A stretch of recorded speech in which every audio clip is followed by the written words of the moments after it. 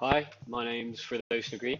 I'm one of the directors here at FCI, and I thought I'd make this short video to talk a little bit about the roles that are available here, a little bit about us and the hiring process. So to make it easier for you guys to decide whether this is the type of role and place that might be of interest to you.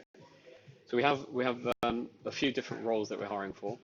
We have trade sales, so that is for people who've got experience already selling into the trade in the design space. So you must have 2 to 3 years worth of experience already selling into interior designers, property developers, that kind of thing.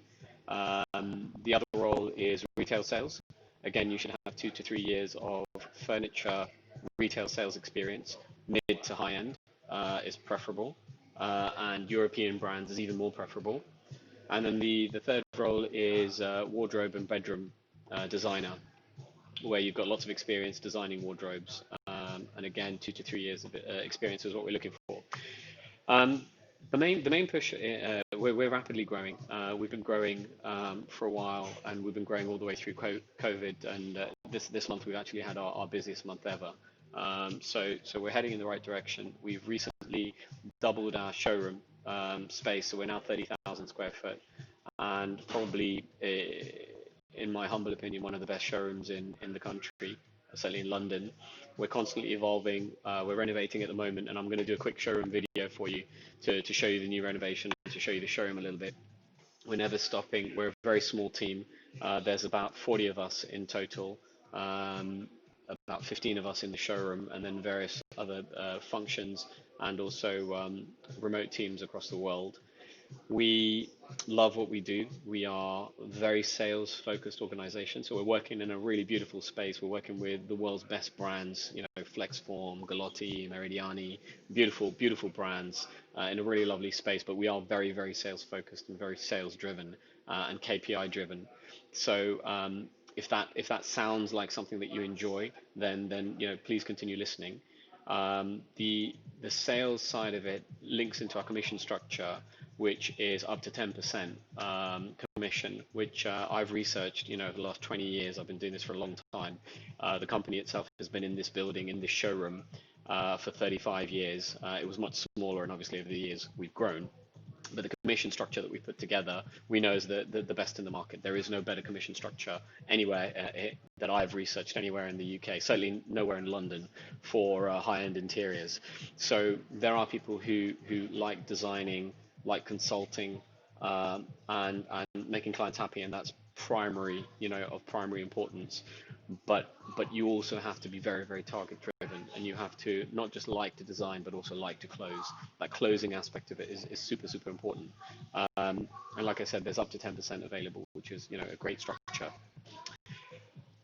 We work with over 700 brands, so we work with bedrooms, we work with dining, living, kitchens, bathrooms. So the whole kind of outdoor as well is growing for us dramatically. So we work with a whole bunch of different categories, and we're looking for people across those categories. So you may love selling bedrooms. That's great. We're looking for you. You might like doing more tables and chairs and sofas. There's plenty of stuff here. The people who are most successful here, some of the guys who've been with me 5, 6, 7 years, that those people over a period get to learn the whole product range. So because then you can give an end-to-end kind of service and experience to the client. Client comes in, they want their whole house done, they want interior design. We've got all the resources to be able to do the whole thing. We also do construction, extensions, all of that. We've got subcontracting teams that we work with. So it's really a one-stop shop solution.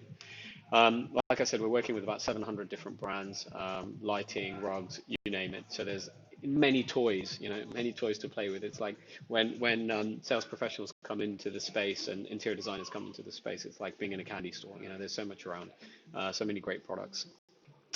Um, Part of the main reason for this video is to talk about our core values. So we have a number of core values, and we kind of do everything based on these core values. We're not 100% perfect, but we're constantly aspiring to these core values. The first of those core values is happy, helpful, friendly. And it's really important to me because in this type of business that we're in, which is high net worth individuals we're dealing with, high end products we're dealing with, I'm not interested in people who are overly sophisticated. Let me rephrase that. We're dealing in a very sophisticated environment, but I want our team to be happy, helpful, and friendly. I'm not looking for over sophistication, too busy to talk to clients. Oh, we're such a high level. No, I want everybody to be happy, helpful, approachable, friendly, despite the fact that we're working in an environment that is very, very sophisticated. So that approachable, friendly attitude is super important. And every single person in the team today has that attitude. Um, there's a thing that managers and CEOs do regularly, and something that I do every few months. I'll make a list of all the team that I've got across all the business functions, from marketing to delivery, logistics, accounting, sales, design, everything. I make a list of everybody in the team, and I'll say to myself, um, what if I started again tomorrow and none of these people were employed in the company? Which of these people would I rehire tomorrow? And I can hand on my heart say that today, every single team member that we have, I would, without question of doubt, rehire. And that is the philosophy of the company. Really, it's just to create a culture where everybody can work together, because we're working together 6, 7 days a week sometimes, and everybody has to get on. And in order to do that, when you join the company, we're looking at your core values. So happy, helpful, friendly is the first core value. The second one is fanatical about customer service. So, I've never come across a company that says we don't care about customer service. Every single company says we love customer service, but we here live it and we breathe it. We are fanatical about customer service. We've got beautiful products. We've got a beautiful showroom, but our customer, we're in London. There's loads of amazing shops out there, but it's the service that differentiates us from our competitors, and we know that. And we've always been high on service, and will continue to be high on service. And the only way that can happen is if the people who join the company really care and give a shit about service. You've really, really got to be service focused. It's not just about making the sale and then walking away. You're looking after that client until the very last screw has been put into the wardrobe, or the very last cushion has been delivered on the sofa, and keeping that relationship going. We're very data driven. My background is consultancy, so we're very, very tech enabled. We're constantly adding new technology into the company. So you've got to understand technology, you've got to like technology and be able to use technology. But fanatical about customer service. If you go online and you see the reviews that people write about us compared to our competitors, I mean, we're miles apart, we're worlds apart in terms of our service. Um, the next core value that we have is a Japanese word called Kaizen. And Kaizen means continuous, small, incremental improvements. So every day, getting a little bit better. Every day, looking at every single interaction that we have with our customers, our suppliers, and most importantly, with ourselves, with our team. Are we leaving people better than we found them? Are we doing everything to the best of our ability? And if we didn't, that's okay. If we made a mistake, that's okay. How can we do something different, and how can we improve, tomorrow? So that constant reflection and self-reflection, not just in the working day, not just in the working environment, but constantly kind of always looking inward and kind of going, how can we improve? How can we get better? That's really, really important as a core value and as a culture here. The next thing is move like centurions. So this is a bit of a long one. The Roman centurions had a battle formation called a phalanx, where each soldier would have a big shield, and the soldiers in front would hold their shields in front.